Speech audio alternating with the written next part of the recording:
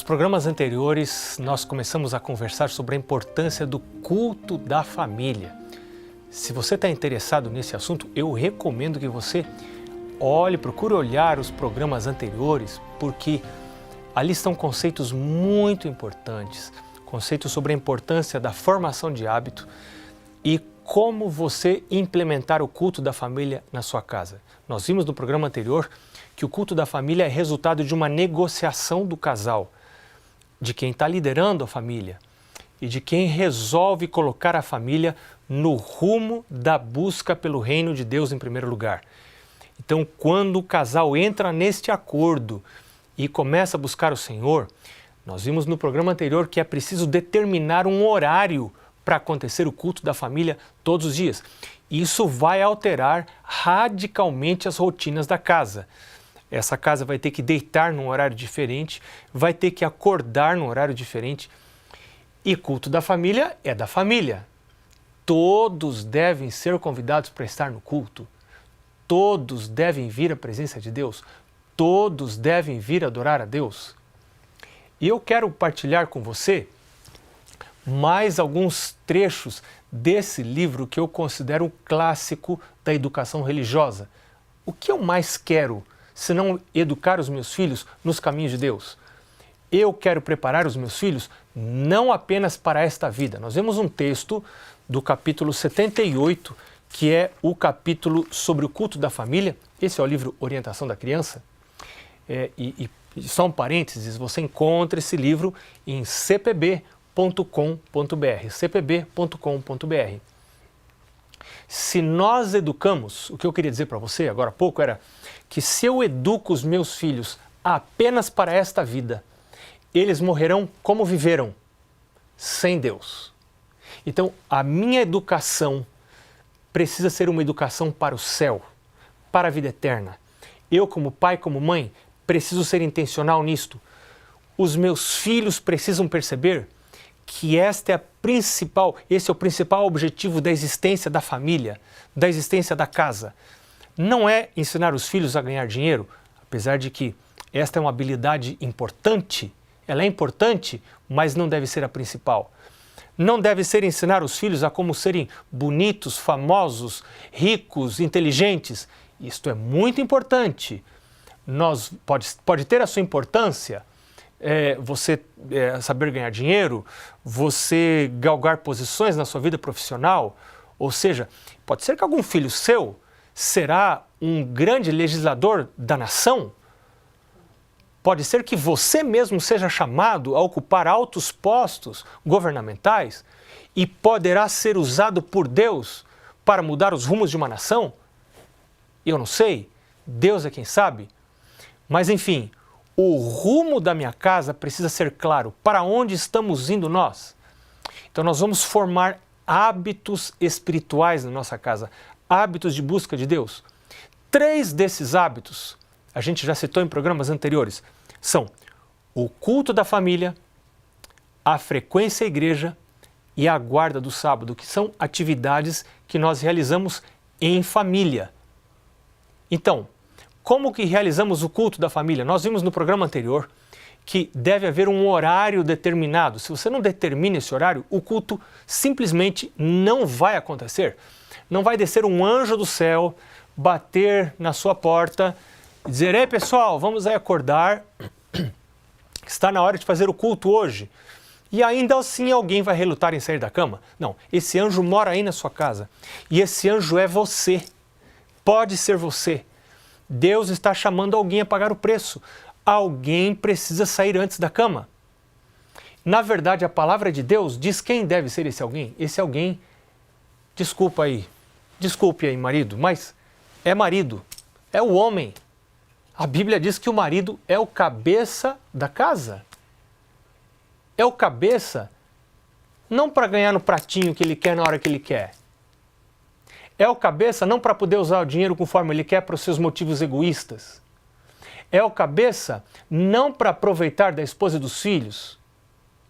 É o cabeça no serviço.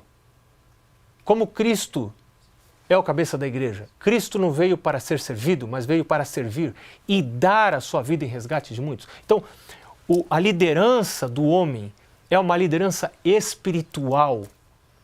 É o homem que dirige o rumo da sua casa, claro que junto com a sua esposa, dirige o rumo da sua casa para Deus, para a busca de Deus, chama a esposa, chama os filhos. Este homem está protegendo a si próprio, está protegendo seus filhos de envolvimento com sexo, com uma vida sexual fora de tempo, inapropriada, está protegendo seus filhos das drogas. Porque quando você ensina para os filhos a formação de hábitos, quando você ensina regras, quando você ensina uma vida regrada, quando você ensina domínio próprio, quando você ensina que nada que é nocivo deve entrar na boca, isso lá desde a infância, com outras coisas que não são saudáveis. Meu filho, não beba refrigerante porque não é saudável. Com a ajuda de Deus, não vamos ter refrigerante aqui em casa. Na verdade, estou contando isso porque isso aconteceu lá na nossa casa. E em dado momento, meus pais decidiram que refrigerante seria algo que não mais seria encontrado na nossa casa.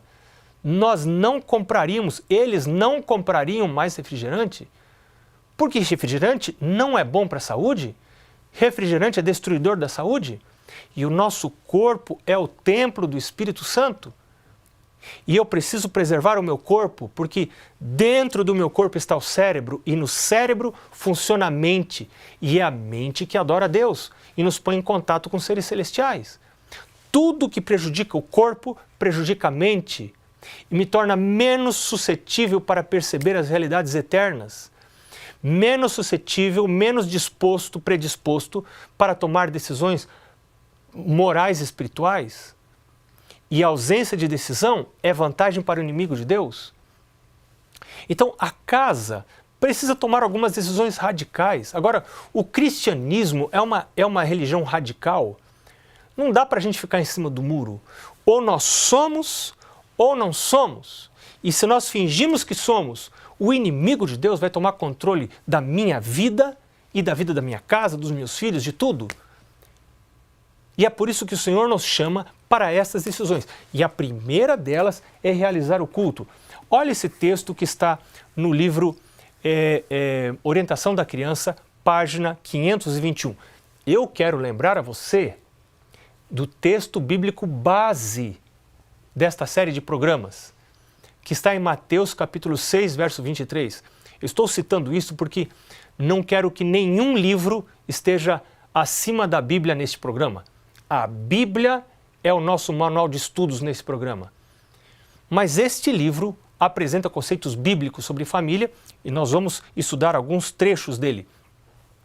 Na página 521, esse livro diz que os filhos devem ser instruídos a respeitar as horas de oração e a levantar-se cedo para tomar parte no culto da família. Olha, isso aqui, gente, está muito fora de moda.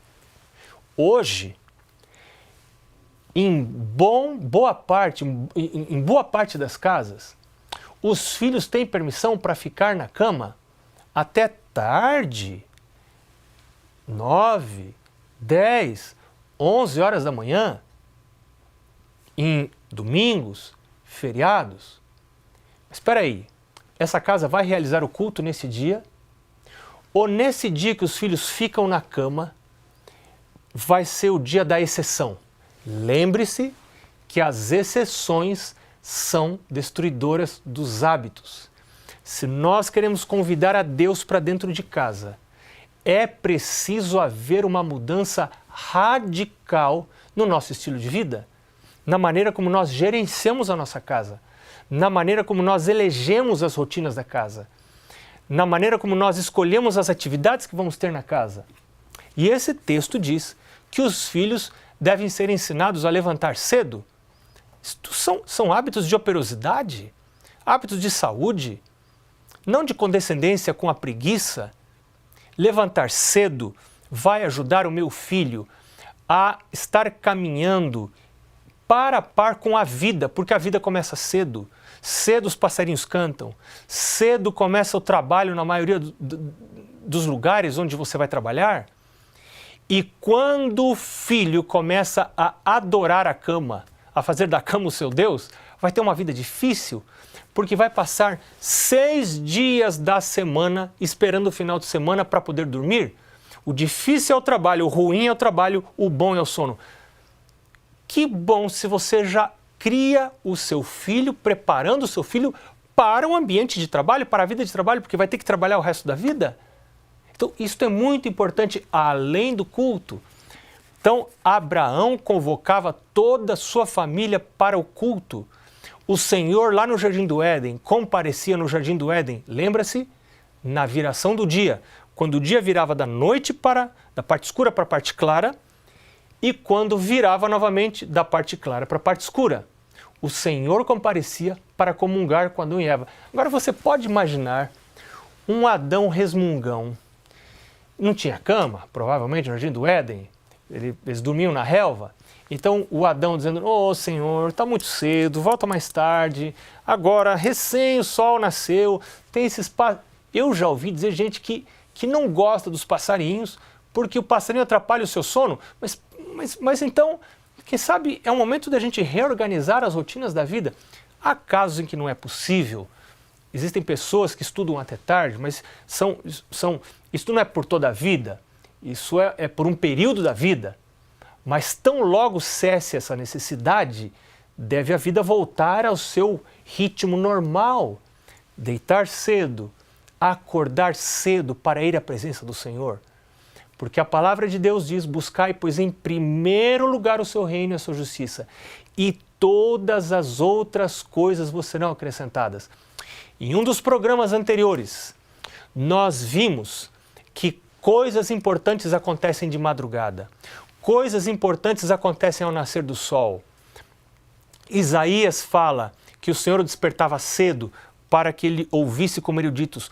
O próprio Jesus, em Marcos capítulo 1, verso 35, levantava-se e ainda escuro, ele saía e ia buscar a presença de Deus. Deus está chamando um povo. Deus está chamando você. Deus está chamando sua família. Deus quer abençoar você. Deus quer abençoar sua família, a mim e a minha família. Famílias que têm como foco buscar a Deus em primeiro lugar. Existem mais coisas sobre isso que nós precisamos conversar. E eu quero convidar você para ficar aí, porque a gente volta já já, logo depois do intervalo.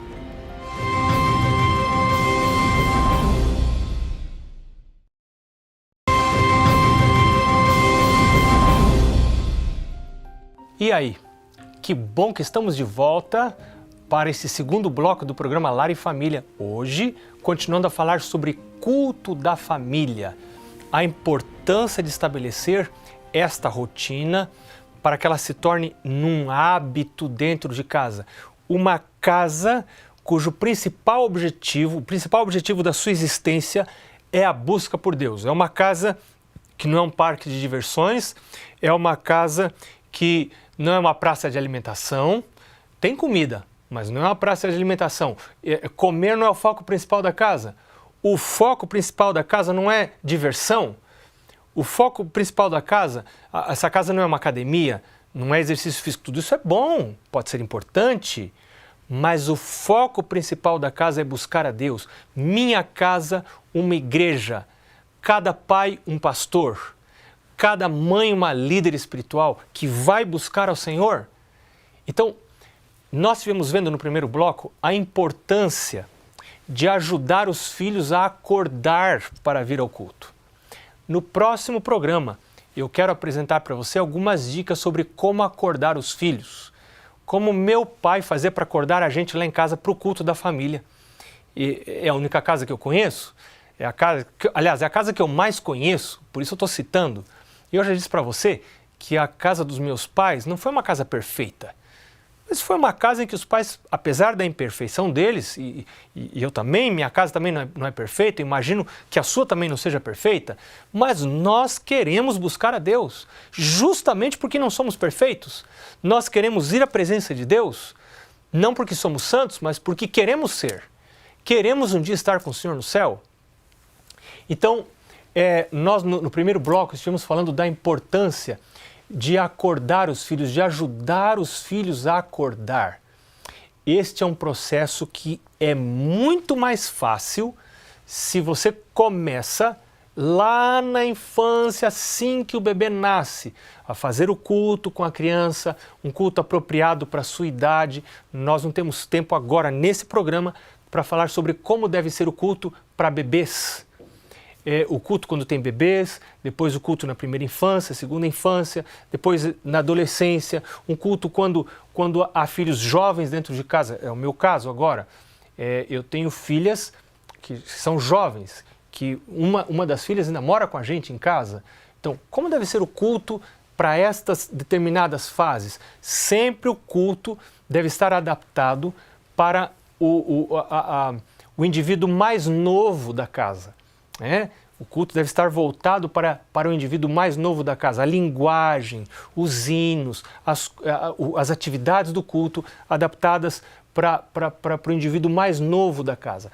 Mas eu creio que aí, a partir do tempo em que os filhos já vão para a escola, já acordam cedo para ir à escola, eles podem acordar cedo para participar do culto junto com a família.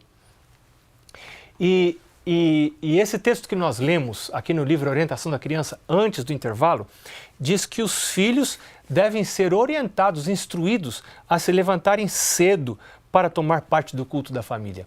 Isso está na página 521. Agora, eu no intervalo estava olhando um outro texto que eu pulei e não li, e eu não quero deixar de ler, porque ele é muito interessante. O que você faz quando chegam visitas em casa?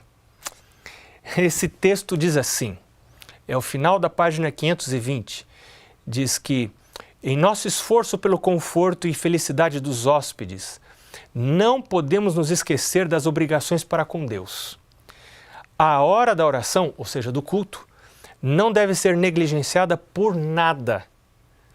Não fique conversando, nem se divertindo, até que fique demasiado cansado para desfrutar o período da devoção com Deus. Fazer isso é apresentar a Deus uma oferta defeituosa.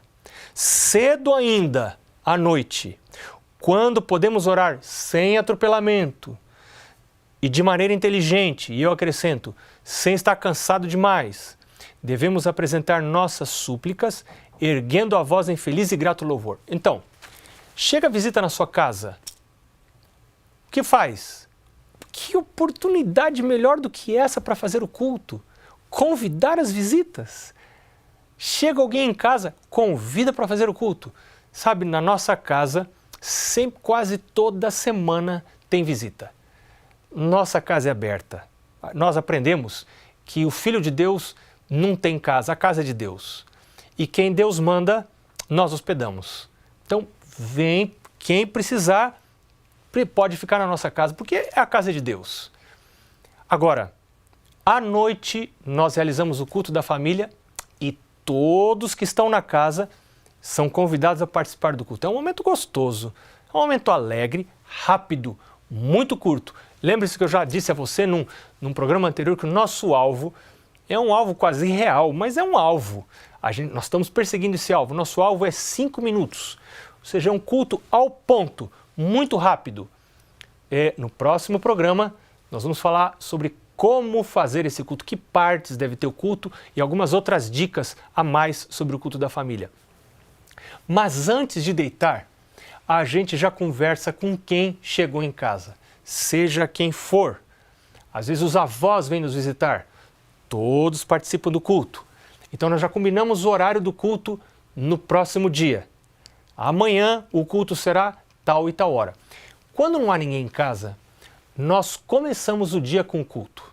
Então nós despertamos, geralmente sou eu, o pai, que desperta antes, e no próximo programa eu vou contar como faço para despertar a casa.